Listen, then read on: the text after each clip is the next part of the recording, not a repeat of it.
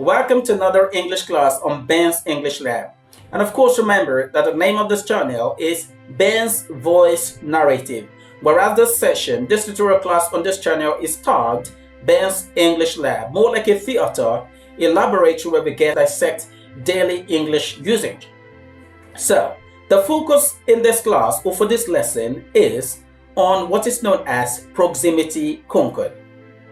I take that again, proximity concord, P-R-L-X-I-M-I-T-Y, proximity concord. Now, before we get into the nitty-gritty of what this topic is about, or this concept is about, let's understand the prevailing circumstance that often gives rise to the use or application of this concept. Now, oftentimes people get agitated when they have to decide who is right or who is wrong when deciding on a matter. For example, you hear people say, "No, mister, it is you who dash right," or "it is I who dash correct." So people often argue that way, and I'm sure you can let me know in the comment if you found yourself in the situation where you've got to point fingers at people or to decide or to place your own innocence over others or to admit your fault over others' truth. That said, go ahead and attempt the two questions right on the screen while we dive right fully into today's lesson. Question 1. Neither you nor I dash wrong. I take that again. Neither, or you say neither, that word can be pronounced as neither or neither. Neither you nor I dash wrong. Question 2. It is I who dash correct. I take that again.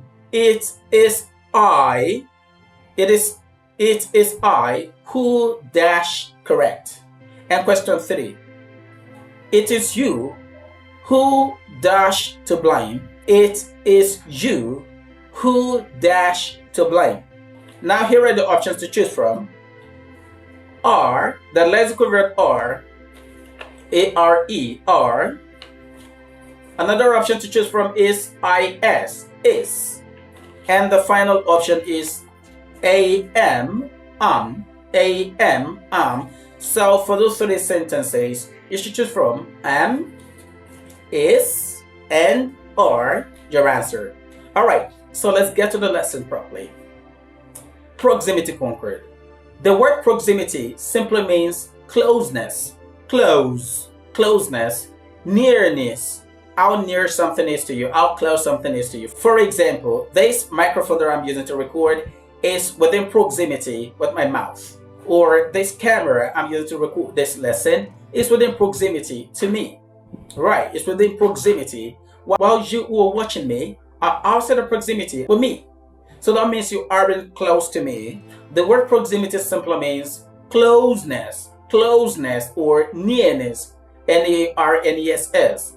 Nearness or closeness, how close, how compact something is to you. If that is established, let's go to proximity concord. Now, what does the rule of proximity concord state? The rule of proximity concord states that when two subjects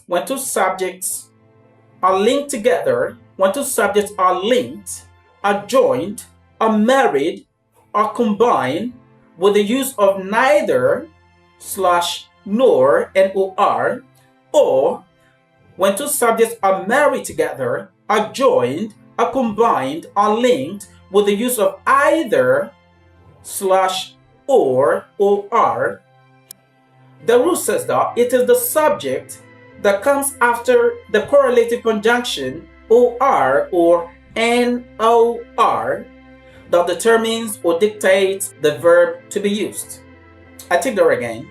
When you have two subjects being joined by neither / N-O-R, nor, or you have two subjects being joined by either / L-R, it is the subject that comes after N-O-R, it is the subject that comes after O-R that will dictate the verb to be used. It is the subject that comes after N-O-R or after O-R that determines the verb to be used. Do you understand that? So what is a subject in English language? The subject of a sentence is the performer of an action in a sentence, or it is what the sentence is about. But in this case, the subject of a sentence is the performer of an action in a sentence, or the people or the things, the items that a sentence is talking about. So when you have two people, for example, you, I, so for a sentence like either you or I dash correct.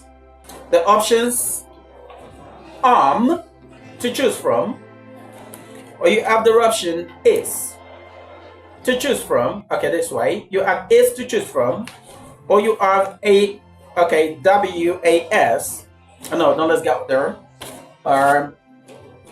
You have AM to choose from, you have R to choose from, and you have IS to choose from. Either you or I dash correct. The rule says that when you have two subjects in you and I, the first person pronoun I, being joined together by either you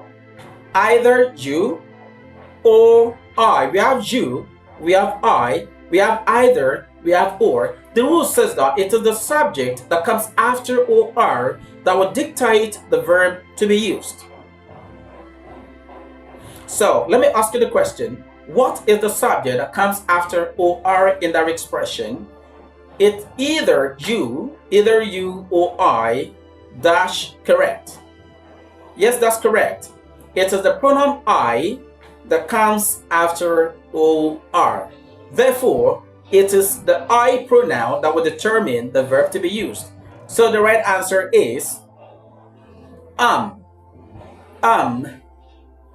either you or I am correct. Either you or I am correct. That's the right thing to say, and not either you or I is correct. Now let's go to the next example. Either I or you dash correct. Either I or you dash correct. Either I or you dash correct. Let me ask you again, what is the subject that comes after or? That's correct also. Yes, it is the pronoun you that comes after or. Therefore, it is you, the pronoun you, that will dictate the verb to be used. And you and I know that we don't say you is wrong. You don't say you is wrong. You don't say you am wrong, but you say you are correct. You say you are correct or you are wrong. So, with this explanation, I believe that you understand what proximity concord is about. The rule again says that when two subjects are linked or joined or married together by the use of correlative conjunction or an or, it is the subject that comes after each of those conjunctions or that determines the verb to be used. Right. Any question? If you have any question, kindly go to the comment section and drop them right there, because I am here to attend gladly to your questions. Before I wrap this up, let us take these questions you have on the screen. Make sure that you're intentional about attempting these questions. This way together, we can have a ride of a lifetime, and your expressions in the English language will always improve. Now, if you found this video useful, kindly click on the subscription button, subscribe to this channel, tell others about what we do, and share this video with your loved ones. Remember, this is Ben's English Lab on Ben's Voice Narrative. See you in the next class. Bye for now.